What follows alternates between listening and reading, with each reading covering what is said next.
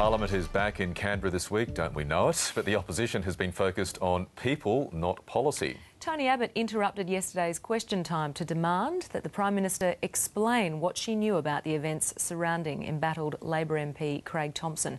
News 24's political editor Lyndall Curtis has just interviewed the Leader of the Opposition. Let's take a listen. Welcome to News Breakfast. Nice to be with you. You said yesterday the Craig Thomson matter is distracting the government, that there are more pressing problems facing Australia, saying outside the Parliament people are interested in jobs and threats to their jobs. Yet in the last 2 days, the opposition's asked 2 questions about the steel industry. It's asked 3 about Craig Thomson and moved 2 substantive motions about Craig Thomson and none at all about manufacturing. Isn't you who are distracting the government? Well, I don't think that's fair, and if the Prime Minister had been prepared to proceed with question time yesterday, she would have faced a barrage of questions on jobs, jobs in the steel industry, the impact of the carbon tax on the steel industry. But you could have raised those questions first up. Craig Thomson was your first question yesterday. The fact of the matter is, Lyndall, it is the government's job to resolve this matter so that we can all move on. As things stand, we've got a Prime Minister in hiding, a member in protection and a government in paralysis. We also have 2 inquiries going on. Fair Work Australia is conducting an inquiry. The New South Wales Police are looking at it. Couldn't you leave those bodies to resolve the matters, to finish their inquiries and deal with the pressing problems you say are facing Australia, and then after those inquiries have reported, raise it again? Well, the Fair Work inquiry is going on and on and on and on. It would be nice to see that one come to a conclusion. The New South Wales Police inquiry has only just begun, and yes, it must take its course, but there are other matters that are not being inquired into. For instance, no one is inquiring into the Labor Party reimbursement of legal fees to Craig Thomson, the gift or the loan, whatever it is.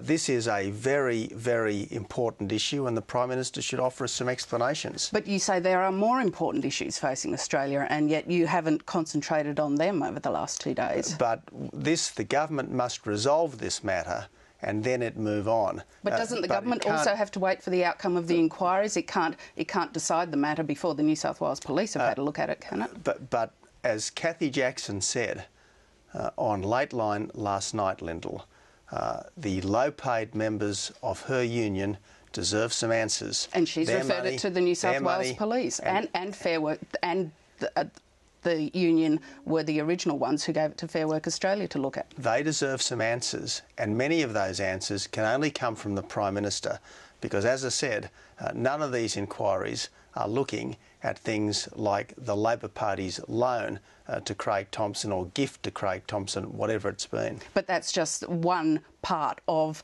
much wider allegations which Fair Work Australia and the New South Wales Police are having a look at. Well, there's no doubt that this government has an integrity problem.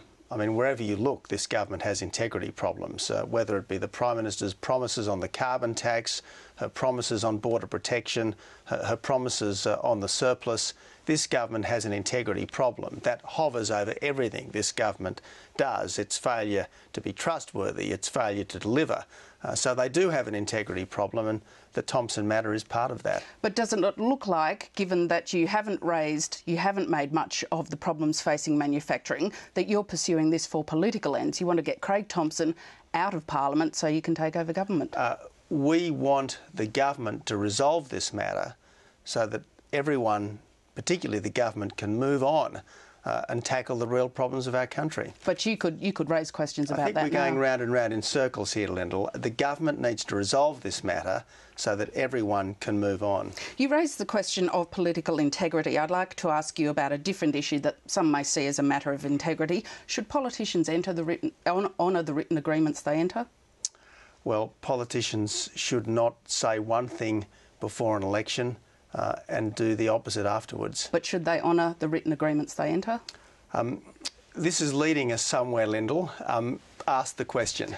Yesterday you refused to pair Simon Crean to allow him to attend Margaret Olley's funeral despite a written agreement. You stopped Malcolm Turnbull, a friend of Ms Olley's, going to the funeral, all for a vote on a motion you were never guaranteed of winning because you'd already paired 2 Labor ministers. Why did you rip up those agreements? Well, the government had notice the evening before that we wanted to have a vote at 9 o'clock yesterday morning, so they had good notice of this.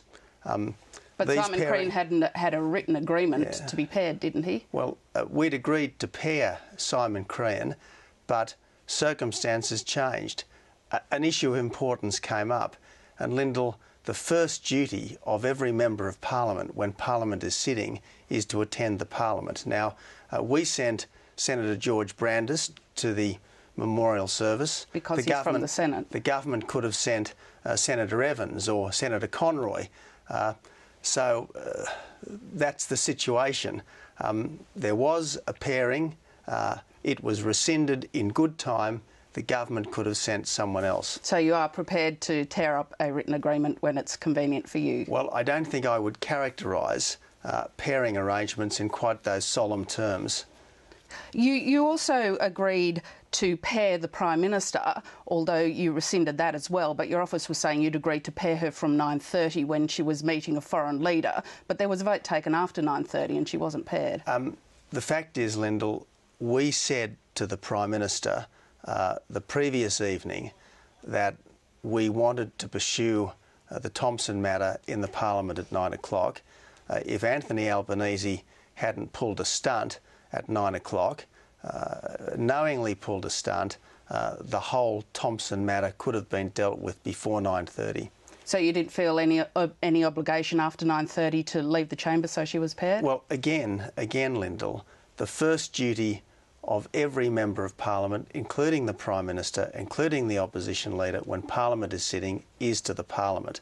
Now, I accept that from time to time, for very pressing reasons, people have got to leave. But the government could have accommodated us, and then we could have accommodated the Prime Minister. They willfully failed to accommodate us in full knowledge that it could have been easily done to mutual convenience, and they've got to suffer the consequences. If we could go to one of those pressing issues you say is facing the nation, manufacturing, the industry and the unions say their biggest problem is the high dollar. How would you deal with that? Well, the first thing is not to make a bad situation worse, and that's clearly what the carbon tax is going to do. But the industry is having problems with the high dollar now. Second thing is, Lyndall, you get government spending down. Cut the wasteful government spending, because if you can get government spending down, you take the pressure off interest rates, and that should take the pressure off the dollar. Opposition Leader Tony Abbott speaking with News 24's Lyndall Curtis.